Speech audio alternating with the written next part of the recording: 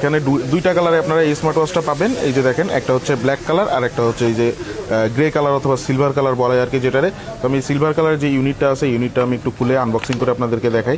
এখানে দেখেন দুইটা স্ট্র্যাপ পেয়ে যাবেন। স্ট্র্যাপ মোটামুটি বেশ স্মুথ আছে, হাতে পড়লে সমস্যা হবে না সেরকম।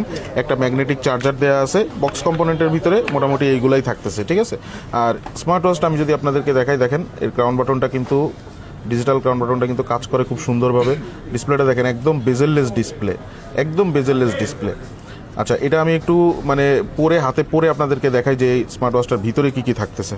দেখেন আমি হচ্ছে রেকর্ড হচ্ছে তো দেখেন আপনারা, আমি কিন্তু স্মার্ট ওয়াচটা হাতে পড়ছি, কতটা সুন্দর লাগতেছে হাতে। এটা আপনার মানে স্ট্র্যাপটা কিন্তু 49 এর যে কোনো স্ট্র্যাপ আপনারা এখানে ইনস্টল করতে পারবেন।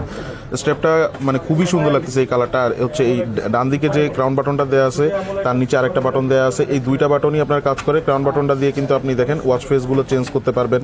সেই সাথে এখানে কিন্তু অনেক সুন্দর সুন্দর ওয়াচ ফেস দেওয়া আছে। এছাড়াও এটার অ্যাপের মধ্যে কিন্তু অনেকগুলো ওয়াচ ফেস দেওয়া আছে, আপনারা চাইলে এখানে আপনার নিজের ছবি চাইলেও ব্যবহার করতে পারবেন। আর এই স্মার্ট ওয়াচটাতে কিন্তু কলিং ফিচারও থাকতেছে, স্মার্ট ওয়াচটাতে কলিং ফিচারও থাকতেছে। আপনি যদি এই বাটনটাতে ক্লিক করেন, দেখেন এখানে কলের অপশনটা আমি একটু আপনাদেরকে দেখাই দিই। এখানে হচ্ছে আপনারা এই বাটনটাতে ক্লিক করবেন, এই যে কলিং ফাংশন, আপনি এখান থেকে চাইলে ডায়াল করে কল দিতে পারবেন। আবার সেই সাথে আপনার এখানে মেসেজ, আপনার যে মেসেজগুলো আসে সেগুলো দেখতে পারবেন। অনেকগুলো অ্যাক্টিভিটি ট্র্যাকার দেওয়া আছে, আপনি চাইলে ওয়ার্কআউট করতে পারবেন। সেই সাথে আপনার এইখানে দেখেন ক্যামেরা, আপনি এটা দিয়ে কন্ট্রোল করতে পারবেন, ব্রাইটনেস অ্যাডজাস্ট করতে পারবেন।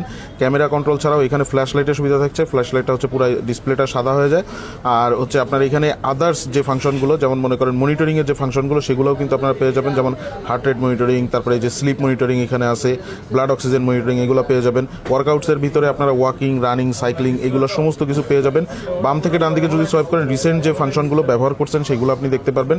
আর যদি উপরে থেকে নিচের দিকে সোয়াইপ করেন, রিসেন্ট যে মেসেজগুলো আপনার ফোনে আসছে সেই মেসেজগুলো দেখতে পারেন। অবশ্যই সেক্ষেত্রে আপনার ফোনের সাথে এই স্মার্ট ওয়াচটা কানেক্টেড থাকতে হবে। আর যদি আপনারা নিচের থেকে যদি উপরের দিকে সোয়াইপ করেন, তাহলে এখানে টর্চ লাইট, ব্লুটুথ ফাংশনটা আপনি চাইলে ম্যানুয়ালি অন অফ করে রাখতে পারবেন। আর এখানে ব্রাইটনেস আপনি অ্যাডজাস্ট করতে পারবেন। সেই সাথে ওয়ার্কআউটের ফাংশনগুলো যেমন walking, running, cycling, skipping, football, এগুলো সমস্ত কিছু আপনার ওয়ার্কআউট মোড থাকছে এখানে। মিউজিক আপনি এটা দিয়ে কন্ট্রোল করতে পারবেন, ফোনের সাথে কানেক্ট থাকলে ফোনের যে মিউজিক সেটা আপনি এটা দিয়ে কন্ট্রোল করতে পারবেন। এছাড়াও এখানে আপনারা গ্রিড যে স্টাইলটা, সেই স্টাইলটা পরিবর্তন করতে পারবেন। আমি লিস্ট স্লাইড দিয়ে রাখলাম, এতে করে আমার ফাংশনগুলো দেখাইতে আর কি একটু সুবিধা হয়। যেমন এখানে dial, contacts, call log, message, এরপরে পেডোমিটার আপনারা পেয়ে যাচ্ছেন, এখানে স্লিপ মনিটরিং পেয়ে যাচ্ছেন। সেডেন্টারি রিমাইন্ডার, অনেকক্ষণ যদি বসে থাকেন আপনি, সেক্ষেত্রে আপনাকে একটা রিমাইন্ডার দিবে যে উঠে হাঁটাহাঁটি করার জন্য, এটা পেয়ে যাচ্ছেন। ব্লুটুথ ক্যামেরা, মানে ক্যামেরা আপনি এটা দিয়ে কন্ট্রোল করতে পারবেন। ব্লুটুথ মিউজিক থাকতেছে, ফাইন ফোন থাকতেছে, অ্যালার্ম থাকতেছে। সেটিংসের ভিতরে আপনি যদি যান, তাহলে ডু নট ডিস্টার্ব মোড পেয়ে যাবেন। শকের যে ইয়েটা সেটা পেয়ে যাবেন।